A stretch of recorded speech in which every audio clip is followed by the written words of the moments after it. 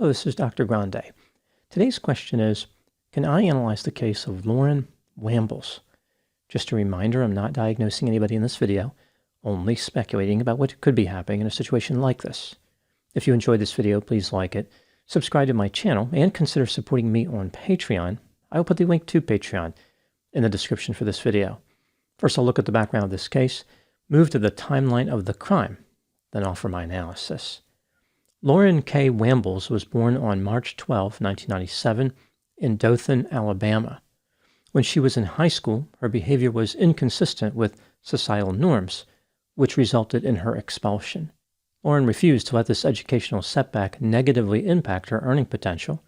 Several people had told her that she was attractive, and she had even been approached by a man who identified himself as an agent.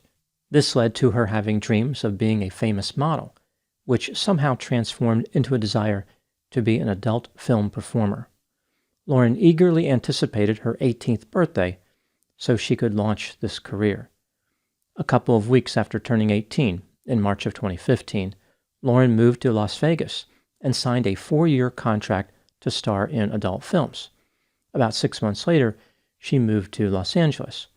She was known by the name Aubrey Gold. This name was selected because her mother had been a clothing challenge dancer who used the stage name Aubrey. In less than a year, Lauren had been featured in 32 films.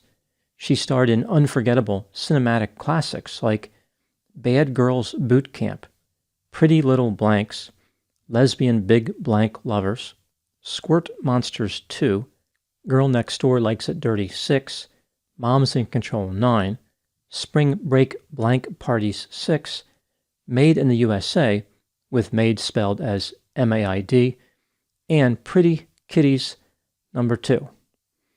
The adult film lifestyle was challenging for Lauren, and she turned to substance use. This led to her leaving the industry in 2017 after only a year and a half.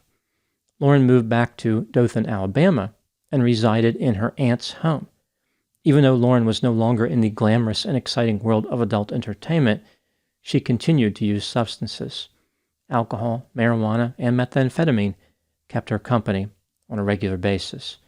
Lauren was arrested at least 6 times in rapid succession for relatively minor offenses. In late 2019, when Lauren was spending some time in jail, another inmate named William Shane Parker was also enjoying a stay in the facility. He went by the name Shane and had once been in the military. Shane considered himself a tough guy. He was violent and worked as an enforcer for criminal elements. He bragged to people about how he would only charge $5,000 to commit murder. This marketing tactic was designed to appeal to people looking for a hitman on a budget. Despite Shane's tarnished image, Lauren was highly attracted to him. She actually sought him out and communicated with him in jail. After Lauren was released from jail, she waited for Shane to get out. When he did, the two became romantically involved. Shane was friends with a man named Jeremy Odell Peters. Jeremy owned a construction business in Jackson County, Florida, but his main line of work was being a drug dealer. Due to some type of problem related to Shane's driver's license, he found himself in a jail in Jackson County. When he was there, he met a transient named Raul Guillen. Raul lived in Texas, but wandered through Florida and Alabama performing odd jobs and perhaps using substances. He was in jail for having an expired registration on his motor vehicle. This seems like a minor offense to warrant jail time, but I guess Jackson County takes vehicle registrations seriously. Everybody knows that having a lapsed vehicle registration is the gateway to more serious offenses, like operating a vehicle with fuzzy dice hanging from the rearview mirror. When Shane and Raul were released, they lived together in Shane's residence. Eventually, Raul had sex with Lauren, which led to Shane being unhappy. He finally realized how dangerous it was to associate with a person who would drive with an expired vehicle registration. Now moving to the timeline of the crime. 51-year-old Raul Guillen was last seen on July 4, 2020, in Alabama near the border with Florida. He called his ex-wife looking for money. During this call, he informed her that he was hanging around dangerous people and needed to get out of the situation. No one heard from Raul after this day. His daughter Rosa became worried about him and contacted Shane. He told her that he didn't know where Raul was. Perhaps he went back to Texas. After this, Rosa reported her father missing to the police. Officers located Raul's vehicle, a blue Mercedes-Benz sedan, in a body shop in Houston County, Alabama. The workers at the body shop said that Shane and Lauren had dropped the car off to have work done on it. The police interviewed the couple. Shane told them that he bought the car from Raul and gave it to Lauren. Both Shane and Lauren said that they had last seen Raul on July 4, and they did not know where he was. Investigators thought that the couple may have been involved in Raul's disappearance, but they did not have enough evidence to make an arrest. Considering how Raul had a habit of wandering, it was certainly possible that he simply left the area. It didn't look like the case would ever be solved, but that changed on August 23, 2020, when a friend of Jeremy Peters came forward to the police. Again, Jeremy was a drug dealer who was friends with Shane. The friend told the police that Jeremy showed him where Raul's body was buried and wanted help moving the body. On August 25, Raul's body was found in a remote area of Holmes County, Florida, exactly where Jeremy's friend said the body would be located. Raul had died from a single gunshot wound to the back of his head. The police filed charges against Shane, Jeremy, and Lauren. Shane was pretty easy to find. He was in jail on unrelated charges. When the police interviewed Lauren, she denied any involvement in the murder, but then quickly changed her story. Here is what Lauren told investigators. Shane became jealous and angry after she had sex with Raul and planned on killing him. Lauren was there when the plans were being made. The murder was to occur on July 4, 2020. To facilitate the murder, Lauren lured Raul to Jeremy's house on Highway 171 in Graceville, Florida. This is about a half hour south of Dothan, Alabama. As part of the 4th of July celebration, Lauren supplied Raul with fireworks, which he detonated. As he was distracted by a colorful and loud celebration of America's independence, Shane came up behind Raul and offered him independence from his life. Shane pointed a revolver at Raul's head and fired one time. After Raul fell to the ground, Shane beat him with a shovel and dragged him to a wooded area. The next day, Shane and Jeremy relocated the body to the rural area where the body was eventually found. On June 24, 2021, Jeremy Peters was found guilty of accessory after the fact of second-degree murder with a firearm and conspiracy to commit first-degree tampering with a witness. He received 20 years in prison. On October 6, 2021, Lauren Wambles pleaded no contest to accessory after the fact to second-degree murder with a firearm. She received 10 years in prison. On March 22, 2022, William Shane Parker was found guilty of second-degree murder and destruction of, tampering with, or fabricating physical evidence. He was sentenced to life in prison without the possibility of parole, plus 5 years. Now moving to my analysis. Here are my thoughts on a few areas that stood out to me in this case. Item number 1. Not much is known about the victim in this case, Raul.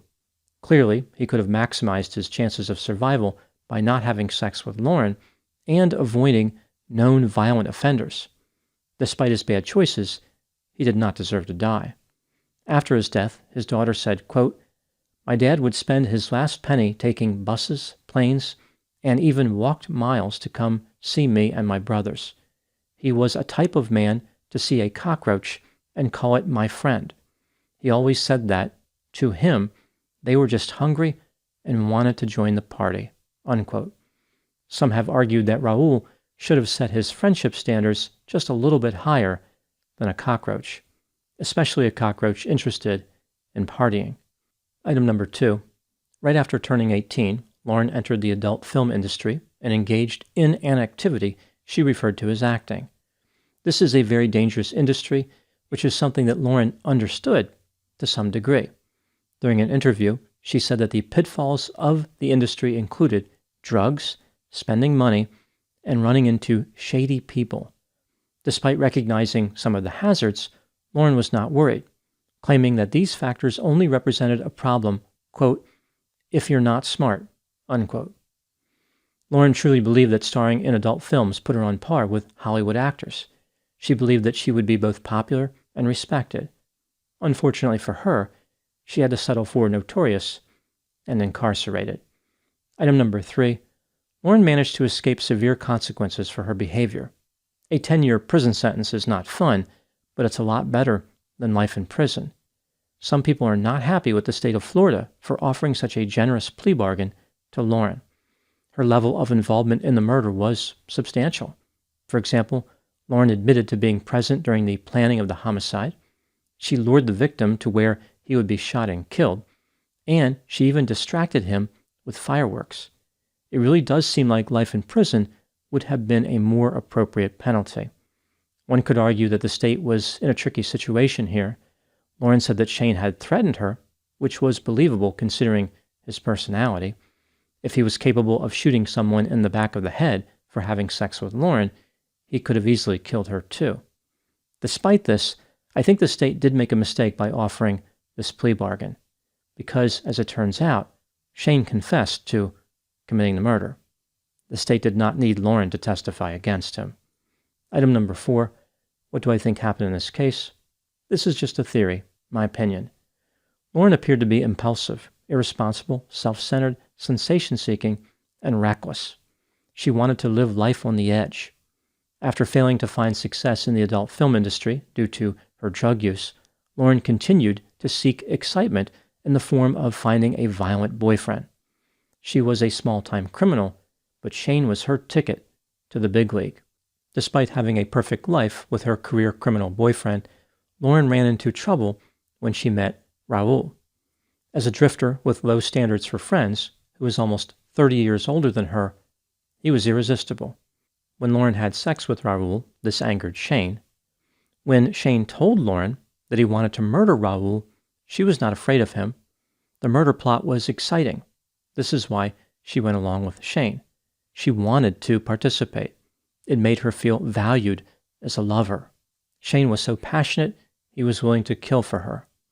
Despite being responsible for murder, Lauren was able to manipulate the state by pretending to be a victim. Her lover Shane will die in prison, but Lauren will someday be free and can once again unleash chaos on society. Those are my thoughts on the case of Lauren Wambles. Please put any opinions and thoughts in the comment section. They always generate an interesting dialogue. As always, I hope you found my analysis of this topic to be informative. Thanks for watching.